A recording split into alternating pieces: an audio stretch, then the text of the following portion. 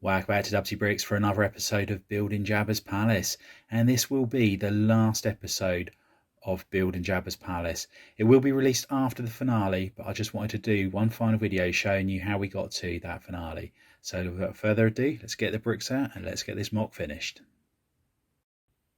And here we have Anakin's pod racer all built up, and yeah, I quite like the design of this. It's going to be quite interesting to transform this into a Sebulba-owned pod racer, whilst keeping a very similar design to this. But what we're going to be doing, we're going to be stripping off all of the yellow and blue on here, and sort of like putting oranges and blacks and things like that, and slightly tweak the design on the back there, as well as the engine here. So what we're going to do, we're going to dig out some pieces to use on here, and when it comes to actually putting on the mock, what I'm going to try and do is remove the Technic center section in the center here and have it so that it's supported using some trans clear parts, and that way also I can have the engines so that they're not perfectly in line with each other, because if you like look at the film, they bounce up and down a bit when they're going over bumps. So we're just going to experiment with that, but yeah, looking forward to this little challenge here and see what we can do. So let's get to it.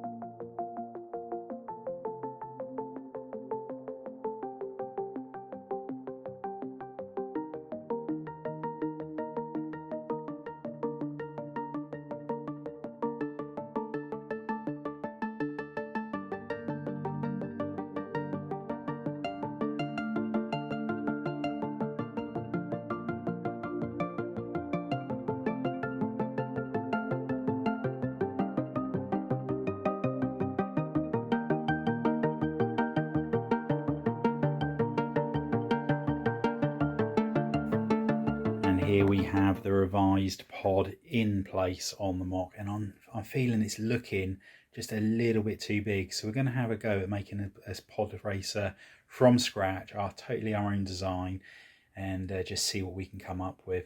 I want to try and get one that's about 30 to 40% smaller if possible on the engine side of things. If I can make one small enough, I could possibly have two of them in there, so they're like having a race, which would be pretty good. So let's get back to the drawing board and see what we can create. And here we have our new revised pod racer engine. As you can see, it's a lot smaller than the previous attempt. It's looking probably about half the size of the original one, but the amount of detail we've managed to cram in using the small dark bluish grey pieces on the front section there, compared with this larger version, really pleased with how that has come out. So let's build the other engine and see what it looks like. And here we have our revised pod on the mock, and I'm thinking it's looking a lot better, a lot happy with there. I've used several different trans clear parts underneath to try and give the engines a little bit of different height and angle. I've even put some hinges underneath just to tilt it just a little bit. Now we've managed to get that one all built in and happy with how it's looking, I'm going to try and make a second pod so we can actually have a race on this lower section of the mock. So let's get building and see what we come up with. And here we have our second pod racer, and I'm really pleased again with how this one has come out. The engines here, they were very similar base design, so the core part of it is the same as the first pod racer. However, the parts I've added on to build the actual details on the engine are completely different. But as I said, really happy with how they've come out. And I think once this pod has been put onto the mock, the two racing against each other is going to look really cool. And we have finally come up with a design for half a dome that we like, which is going to be good enough for the last tower, which is going in front of the main building at Jabba's Palace. All we need to do is change over all of these light bluish grey to the dark tan, and then build the tower below. But I think this is just about the right shape and size that we need for that final tower. And I might even have a look at seeing how this shape looks once I've made it in dark tan on top of the main building as well. So anyway, let's find out the dark tan parts and let's get it made. And there we have it, and really pleased with how that has come out. Now we can get on and build that tower.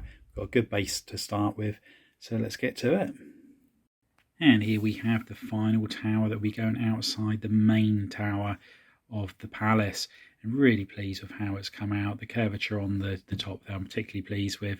Did try numerous different techniques using plates and all different curved tiles and all bits and pieces, and this was the only one that I've actually come up with that I'm pleased with.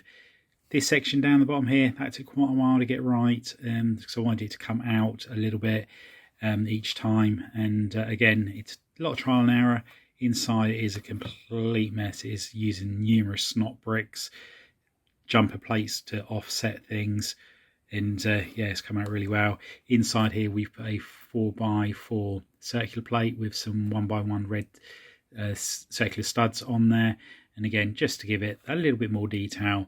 But now we can move this over to the mock table and make a start on another part of the mock.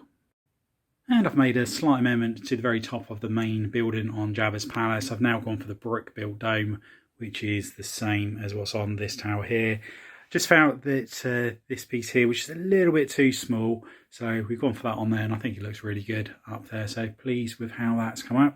What I'm going to do now is just tile all the way around here and put the cheese wedges on the top of that as well.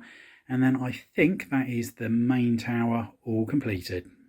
And that's all the cheese wedges and the tiles put all the way around the whole of the tower now. So that's that tower completely done. It's so nice to have finally got that finished. And now we've no longer got the Tuscan village up the top here, we're going to put a skeleton of some sort of creature up the top. Very similar to the sort of thing that you saw in A New Hope. I know that's not where it was in the films or anything like this. This is purely made up, as a lot of this mock is on the additional details. So let's get the bone pieces out that we've got and start putting them down. And there it is, the skeleton is all in place. I built the sand up so it looks like over time the sand is brushed up and covered half of the creature. Really pleased with how that's come out, considering the limited pieces I actually have of bones, on bone-like pieces and teeth and things like that. But yeah, overall, couldn't be happier. And the lower sections of rock work have been destroyed. Wasn't happy with it. It's not enabling me to tell the stories I want to tell down here. So late on in the build, we've decided to just rip it all up and start again on this lower section. Now it's destroyed, let's get building. And here we have the revised rockwork section on the lower section of the palace. It's a lot larger area now to put the Tuscan Raider sort of like encampment just down here, and then we can move the pod racers so they can be zooming around the corner here. So I think that's going to look a lot better now. Came across some dark brown slopes, I've put those in, which is add a little bit more contrast to the rockwork. And here we have the second attempt at the Tuscan Raider encampment, and I've put the two sections of rock there, as you can see. However, I'm still not happy with it.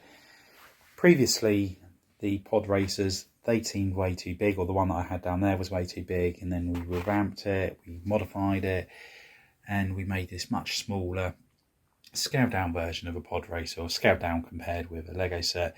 And again, I'm really loving how this scene here is looking, with them looking like they are actually racing. But then when you come over to here, these are just so big. And it was the same problem when they were up here. It just didn't go very well with this building. So what I'm going to do, I'm going to destroy this section once again, and I'm going to do away with the Tuscan camp. So that's all going to go. I am going to build some rock work, and it's going to come around here a little bit more. So it'll be the third or fourth attempt now at getting this rock work all sorted out. I'm going to make another one or possibly two more pod racers, and then it's going to be a pod race going on down here. Now I'm going to put a few bits of rock that are sticking up, and they're going to be sort of like weaving in and out of it, like you would have seen in the Phantom Menace. Tuscan Raiders, they're going to be just camped out places. I very well may put like a little fire, so they're sort of like up there doing something, but they're going to have them so they're shooting down at the pod racers. And one of the pod racers, I'm going to do it so it has been destroyed by the Tuscan Raiders, so there might be bits sticking out all over the place. And for the second day run, and here is the mess that is the rock work down here. And I'm starting to bridge this over here, so it's going to be a little bit of a tunnel going across there. And over here we're using the snot technique to build it across to give us the angle that we're looking for.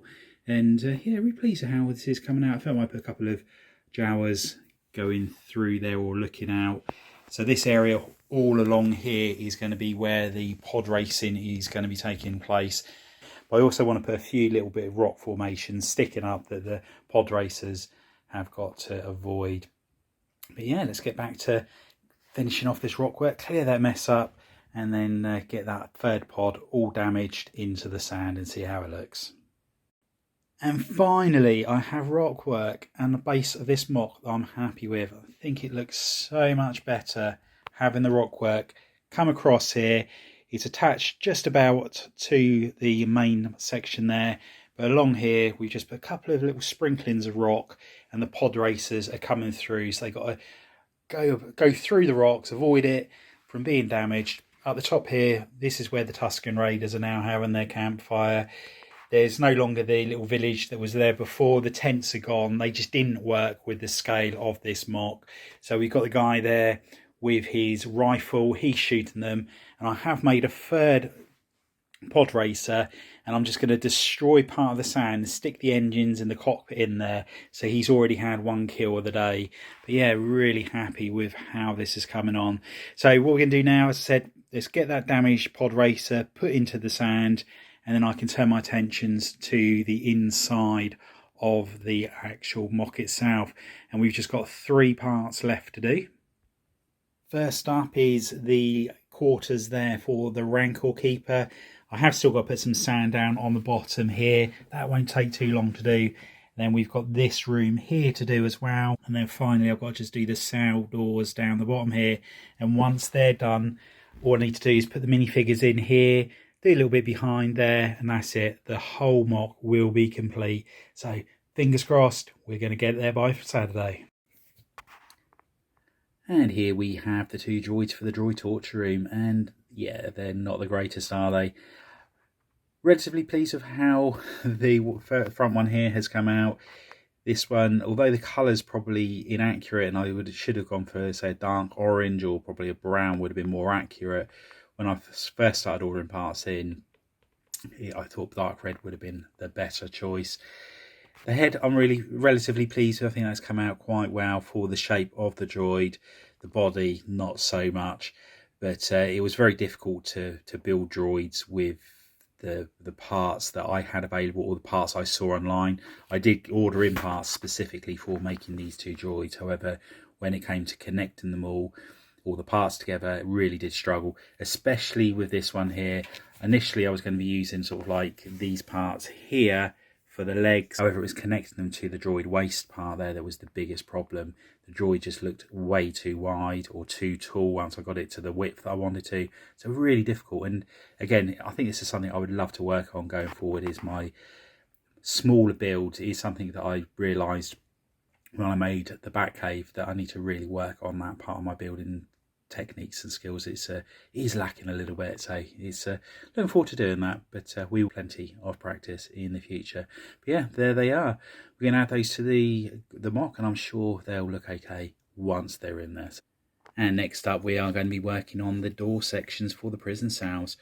The removable sections have been taken out, as you can see, and we just need to add a dark bluish grey door to the back here. Just build it into the wall somehow. On one of them, I'm going to have it so you've got a tentacle coming out of the sort of like the door, as you see in Return of the Jedi when C-3PO walks past. And we may even include that little scene in the mock. Obviously, C-3PO will be in the droid torture room with R2-D2. However, there's nothing stopping us having more than one C-3PO in this mock. I think it's probably going to be quite a few of them. Anyway, let's get building and see what it looks like. And that's the 2 prison cell doors all completed, and as you can see we have the tentacle coming out of this one, just connected using a couple of little clips and a snot brick on the back there, so that's all good. Now we can put those into the prison cell. We need to put the prisoners in the cell as well, and then that's another part of the mock all ticked off. Just working on the finer details of the mock, and this is Max Rebo's keyboard, the first attempt, and not happy with it, never have been happy with it. It's got no curvature to it whatsoever. Everything's a straight line on there. So we decided we're going to get rid of it. And I've come up with this little design here. And as you can see, it's using the 2x1 modified plates, which have got the curved edges on them. In between each one of those, each row, we've got these little 1x1 brackets and then a 1x1 stud. And I've done 2 rows of that, and the reason I've done 2 rows, I want to attach plates to each of these, but I can't put them all on the same level. as these corners here on the bottom of the plate would hit each other. You would not be able to curve it and manipulate the shape of it. And what we're going to be doing is just bending that around like so. Now what I'm going to do, I'm going to put some 2x1 plates on all of these, and I'm also going to put some grill pieces on the top to act as a keyboard. So let's attach those parts to it and show you what it looks like. And there we have the revised Max Rebo keyboard, much happier than with this one. I think it looks looking a little bit better. And there is our token gesture brick built Max Rebo figure. It's as good as it's going to get. So now we can move that into the mock, and that's that part done. And here we have set 9516, Jabba's Palace. This set came out probably about 10 years ago, if not longer.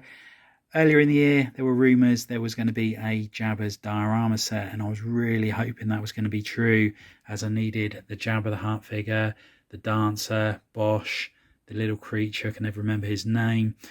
But I was really hoping that that was going to be the case, so that I could add those figures to the mock. Obviously that never happened, so we had to bite the bullet and buy this set off of eBay, and it was not cheap.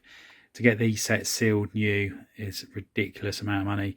Anyway, we purchased it so we could use the minifigures like Jabba the Hutt in our mock. And then the plan is, once I've finished filming, we put the figures back in the set and then sell this on Bricklink afterwards.